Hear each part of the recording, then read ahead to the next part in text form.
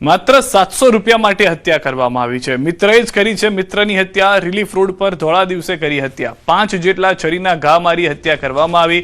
બોલાચાલી બાદ ખેલાયો છે ખૂની ખેલ। પોલીસે આરોપીની ધરપકડ કરી હોવાની હાલમાં જાણકારી મળી રહી છે। આ બંને મરણ જનાર આરોપી વચ્ચે પૈસાની લેતી દેતી બાબતે બોલાચાલી થયેલી હતી। બોલાચાલી બાદ ઝઘડામાં પરિણમી હતી। ત્યારબાદ આ જે આરોપી છે એના દ્વારા મરણ જનારને ચાકુના ઘા મારી અને એની હત્યા નિપજાવેલી હતી। રાજકોટના ગોંડલના વોરાકોટડા રોડ પર હનુમાનધાર પાછળની એક વાડીમાંથી પરપ્રાંતીય મહિલાનો મૃતદેહ મળતા ચકચાર મચી ગઈ। ચારિત્ર્યની શંકાના આધારે પતિએ જ પોતાની પત્નીનો હત્યારો હોવાનો પ્રાથમિક તપાસમાં ખુલાસો। મૂળ મધ્યપ્રદેશના અને અહીં મજૂરી અર્થે આવેલા શ્રમિક પરિવારની ગુંદલીબેન સોલંકી નામની મહિલાની થઈ હત્યા। અન્ય સાથેના આડા સંબંધની શંકા રાખી પતિએ રાત્રે ઝઘડો કરતા જીવ બચાવવા બાજુની વાડીમાં ભાગેલી પરિણીતાને પતાવી દીધી। બનાવની જાણ થતાં ગોંડલ બી ડિવિઝન પોલીસના પીઆઈ જીએસ ગઢવી સહિતનો કાફલો ઘટના સ્થળે દોડી ગયો। હત્યાનો ગુનો નોંધી પોલીસે ફરાર હત્યારા પતિને ઝડપી પાડવા તપાસના ચક્રો ગતિમાન કર્યા છે। આ તરફ વડોદરાથી સમાચાર। વસ્તી ગણતરી કરતા કર્મી સાથે બબાલ। આંગણવાડી કર્મચારી સાથે બબાલ। દુકાન માલિકે ગાળાગાળી કરી મારામારી કરી। દુકાન પર લખાયેલા ક્રમાંક નંબરને લઈને વિવાદ। નંબર કેમ લખ્યો કઈ ધમાલ મચાવી। પાંજલપુરના સનસિટી સર્કલ પાસે ઘટના। પ્રાથમિક માહિતી મુજબ આરોપી નશાની હાલતમાં હોવાનું સામે આવ્યું। બોલાચાલી બાદ મામલો મારામારી સુધી પહોંચ્યો હોવાનો આક્ષેપ છે। ઘટનાને લઈને આંગણવાડી કર્મચારી દ્વારા પોલીસમાં ફરિયાદ નોંધાઈ। માંજલપુર પોલીસ સ્ટેશનમાં ગુનો દાખલ કરી તપાસ શરૂ કરાઈ। રાષ્ટ્રીય કામગીરીમાં અવરોધ ઉભો કરવાનો ગુનો નોંધાયો। ગાંધીનગરથી સમાચાર। સ્કોલરશીપ કૌભાંડનો પર્દાફાશ। વિદ્યાર્થીઓના દસ્તાવેજનો ઉપયોગ કરી આચર્યું હતું કૌભાંડ। વર્ષ 2018-19માં વિદ્યાર્થીના દસ્તાવેજનો દુરુપયોગ, ખોટી રીતે ડિપ્લોમા કોર્સમાં ઓનલાઈન પ્રવેશ મેળવનાર ઝડપાયો। અમદાવાદના શિલજમાં રહેતા આરોપી વિજય પટેલની ધરપકડ। દસ્તાવેજોના આધારે બેંક ખાતું ખોલાવ્યું। સ્કોલરશીપની રકમ આરોપીએ મેળવ્યાનો થયો ખુલાસો। આરોપીએ દહેગામની એન્જિનિયરિંગ કોલેજમાં લેવડાવ્યો પ્રવેશ। કડી નાગરિક સહકારી બેંકમાં ખાતું ખોલાવ્યું। સ્કોલરશીપની રકમ જમા કરાવી ઉપાડી લેવાય। ફરિયાદી તેમજ સરકાર સાથે છેતરપિંડી આચર્યાનું પ્રાથમિક તપાસમાં બહાર આવ્યું। 2016થી 2019 દરમિયાન આ જ મોડસ ઓપરેન્ડીથી કોઈ છેતરાયું હોય તો એસઓજીનો સંપર્ક કરવા જાહેર અપીલ। સમગ્ર કૌભાંડમાં અન્ય સંડોવાયેલા લોકો સુધી પહોંચવા અંગે ગાંધીનગર એસઓજીએ તપાસ શરૂ કરી છે। સુરતની સમાચાર। રાંદેર પોલીસને ઓપરેશન કારાવાસ હેઠળ મોટી સફળતા। 31 વર્ષથી ફરાર આરોપી ઉત્તર પ્રદેશથી ઝડપાયો છે। 1995ની નોકર ચોરીના ગુનાનો મુખ્ય આરોપી ઝડપાયો છે। શ્રીચંદ રામદયાલ શાહુની જમાલપુર ગામથી ધરપકડ। પોતાની ઓળખ છુપાવી પ્લમ્બર તરીકે કામ કરતો હતો। સ્થાનિક પોલીસની મદદથી ગામમાં વોચ ગોઠવી કાર્યવાહી કરાઈ। દીપમાલા કોમ્પ્લેક્સમાં નોકર તરીકે કામ કરતી વખતે ચોરી કરી હતી। સોનું અને રોકડ મળી કુલ 25,000ની ચોરી કરી હતી। પગાર સમયસર ન મળતા ગુસ્સામાં ચોરી કરી હોવાની કબૂલાત। ચોરી બાદ સુરત છોડીને સીધો ઉત્તર પ્રદેશ ભાગી ગયો હતો। થોડા દિવસ પહેલા અખબારમાં છપાયેલી નામ બદલવાની જાહેરાતે અમદાવાદના વેજલપુરમાં સ્થાનિકોને ચિંતામાં મૂક્યા છે। વેજલપુરમાં રહેતા સાજિદ એઝાઝ નામના યુવકે પોતાનું નામ બદલીને સ્વપ્નિલ પોદ્દાર રાખવા જાહેરાત આપી હતી, જેમાં સરનામું પણ વેજલપુરની એક સોસાયટીનું હતું, જેને લઈને સ્થાનિકો ચિંતામાં મુકાયા છે। વેજલપુરમાં અશાંત ધારો લાગુ હોવાથી સ્થાનિક લોકોએ આ નામ બદલવાની પ્રક્રિયાને પ્રોપર્ટી ખરીદવાની મોડસ ઓપરેન્ડી ગણાવી હતી।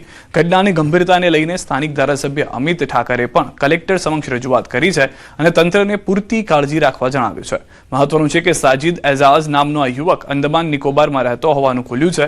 અંદમાન નિકોબારમાં હિન્દુ યુવતી સાથે પ્રેમ પરિચયમાં પણ આવ્યો હતો, જોકે યુવતીને પરિવારની મંજૂરી ન મળતા યુવતી પરત ફરી હતી। અખબારમાં જાહેરાત બાદ સમગ્ર મામલો પ્રકાશમાં આવ્યો। હાલ નામ બદલવાની ઘટનાને લઈને અનેક ચર્ચાઓમાં જોડાઈ રહી છે, પરંતુ સ્થાનિકો હિન્દુ વિસ્તારમાં પ્રોપર્ટી મેળવવાની મોડસ ઓપરેન્ડી ગણાવી રહ્યા છે। ત્યારે હાલ તો સમગ્ર ઘટનાને ધારાસભ્ય અને તંત્ર દ્વારા ગંભીરતાથી લેવાઈ રહી છે। કોઈ ધર્મ બદલીને હિન્દુ બને વાંધો નથી, પણ હિન્દુ બની અને ત્યાં મિલકત વસાવે, કાલ સવારે શું થાય કોને ખબર। તો ચિંતા જે સ્થાનિક લોકોની છે એ કલેક્ટર સંકલનની અંદર મેં મૂકી હતી। સુરતના લિંબાયતમાં પોલીસે સઘન વાહન ચેકિંગ દરમિયાન એક શંકાસ્પદ યુવકને તીક્ષ્ણ ધારદાર ચપ્પુ સાથે ઝડપી પાડ્યો. પોલીસનો સર્વેલન્સ સ્ટાફ જ્યારે સંજયનગર સર્કલ પાસે ચેકિંગમાં હતો ત્યારે વિનોબાનગરમાં રહેતા 27 વર્ષીય યુવકની હલચલ શંકાસ્પદ જણાતા તેની તલાશી લેવામાં આવી હતી. તે દરમિયાન તેની પાસેથી ખતરનાક ચપ્પુ મળી આવતા પોલીસે તેની ધરપકડ કરી હતી. અસામાજિક તત્વો પર નિયંત્રણ લાવવા પોલીસ દ્વારા વધારવામાં આવેલા પેટ્રોલિંગને કારણે આ સફળતા મળી છે અને આરોપી આ હથિયાર કયા ગુનાહિત હેતુથી લઈને ફરી રહ્યો હતો તે દિશામાં પોલીસે વધુ પૂછપરછ હાથ ધરી છે. અમદાવાદના રાઇફલ ક્લબ પાસેથી એક નવજાત શિશુ મૃત હાલતમાં મળી આવ્યું છે. સ્થાનિક લોકોએ પોલીસને જાણ કરતા તપાસ હાથ ધરી છે. પોલીસે અજાણ્યા આરોપીઓ સામે ગુનો દાખલ કરી કાર્યવાહી હાથ ધરી છે. આજુબાજુના સીસીટીવી ફૂટેજના આધારે કાર્યવાહી આગળ વધારાઈ છે. પોલીસે શિશુના મૃતદેહનું પોસ્ટમોર્ટમ કરાવ્યું છે. આ સાથે જ તેના DNA સહિતના મેડિકલ રિપોર્ટ મેળવીને આગળની કાર્યવાહી તેજ કરવામાં આવી છે.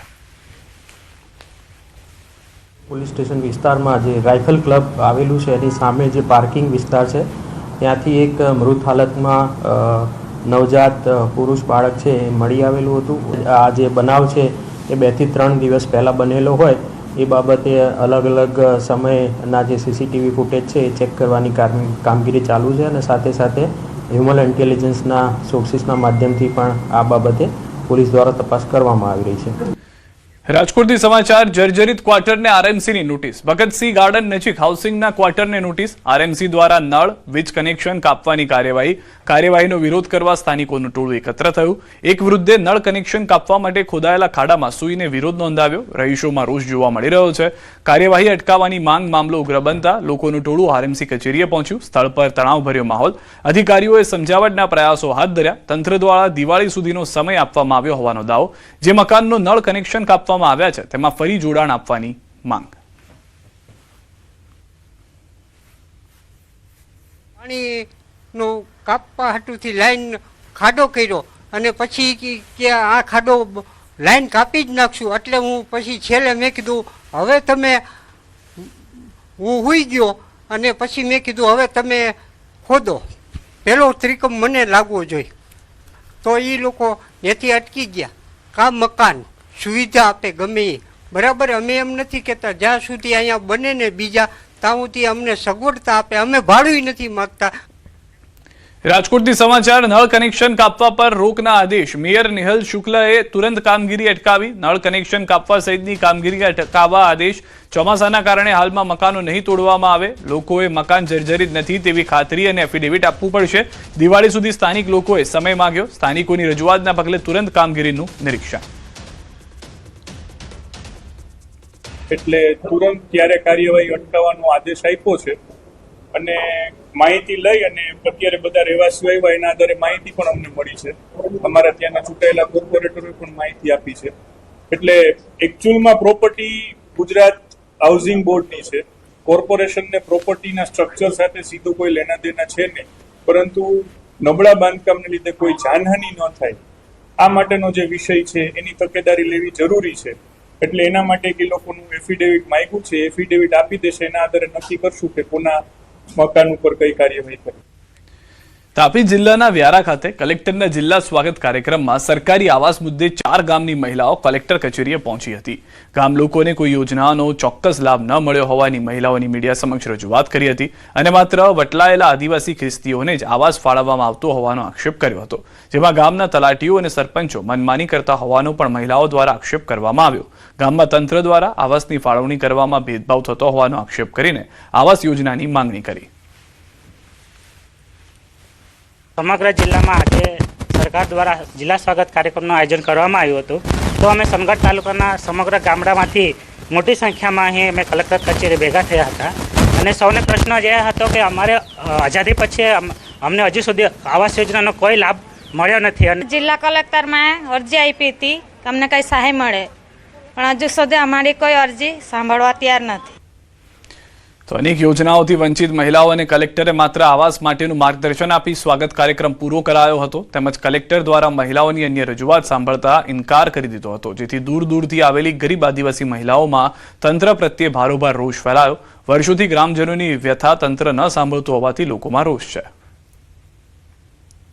અમે ઘરની તો જમીનમાં થોડીક છે તમે છે પણ કોઈ લાભ મળતો નથી.